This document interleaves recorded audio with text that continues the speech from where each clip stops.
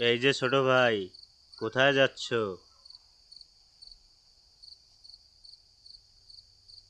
পিছনে তাকাও।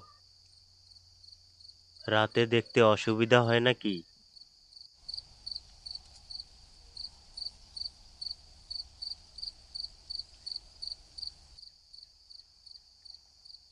না মানে আমি আসলে বুঝতে পারিনি যে আপনি এখানে বসে আছেন।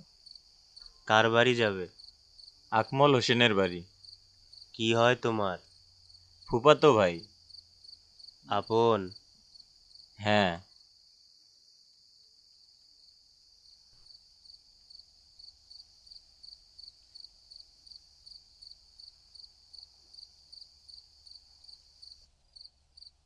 তোমার জন্যই অপেক্ষায় ছিলাম। আমিও ওই দিকে যাব। চলো তোমাকে নিয়ে যাই। অপেক্ষায় ছিলেন মানে? না মানে ভাবছিলাম কেউ এলে একসাথে যাব। ফাঁকা রাস্তা তো, চোর ডাকাতের ভয়, একা যেতে ভয় লাগে। চলো এগোই।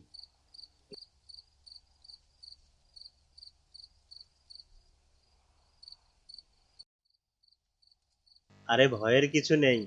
আমি চোরও না ডাকাতও না। তোমার ফুফাতো ভাই আমাকে ভালো করে চেনে। চলো।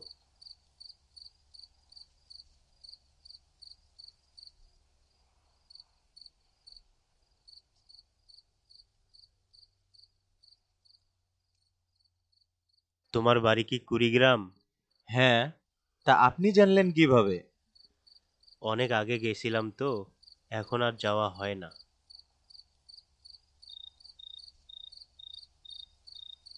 আসলে তোমার ফুফাতো ভাই আমার বন্ধু হয়। অনেক দিন আগে তোমাদের বাসা গিয়েছিলাম, তখন তোমার জন্মই হয়নি। দেখতে দেখতে যে কতগুলো বছর চলে গেল। সত্যি বলতে কি, আমার বাবা আমার ফুপুর থেকে প্রায় 20 বছরের ছোট। এজন্য আমার ফুফাতো ভাই আমার বাবার বয়সের। মনে হচ্ছে বহুদিন পর এলে তুমি। হ্যাঁ, আসলাম। তবে আমি যে আসতেছি কেউ জানে না। কুড়িগ্রাম হোস্টেলে থাকি তো, সেখান থেকেই আসতেছি। বাড়িতে বললে তো আসতে দিত না। কেন? বাড়িতে সবাই বলে এই গ্রামটা নাকি অশুভ। আচ্ছা, আপনি তো এই গ্রামেরই লোক। আপনি কি এগুলোতে বিশ্বাস করেন? ভূত প্রেত বলতে কি কিছু আছে? তোমার কি মনে হয়? আসলে বিজ্ঞান মতে তো এগুলোর কোনো অস্তিত্ব হয় না। ভাই, আপনার নাম কি? কি করেন? মজিদ। ও আচ্ছা, আপনার নাম আমার মায়ের কাছে শুনেছিলাম। আপনি মূলত কি করেন বললেন না তো?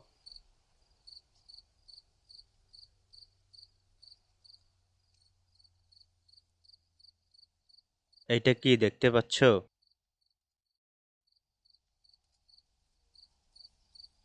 হ্যাঁ, এটা টাকা। দেখা যাচ্ছে? ভালো করে লক্ষ্য করো।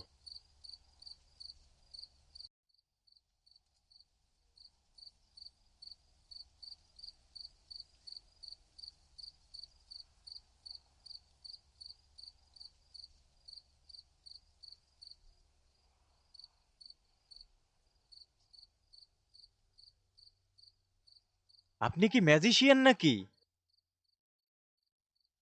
হ্যাঁ, আগে লোকেরা তাই বলতো। আগে বলতো মানে?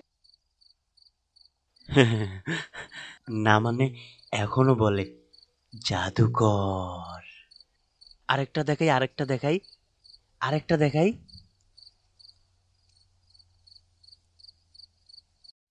আমার চোখের দিকে তাকাও।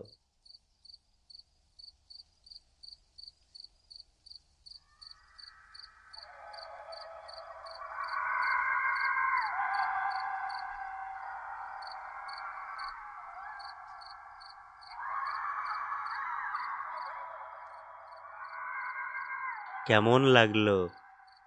খুব খারাপ, তাই না? দারুণ দারুণ। আপনার মতো ম্যাজিশিয়ান তো আমাদের দেশে দরকার। অসাধারণ হয়েছে।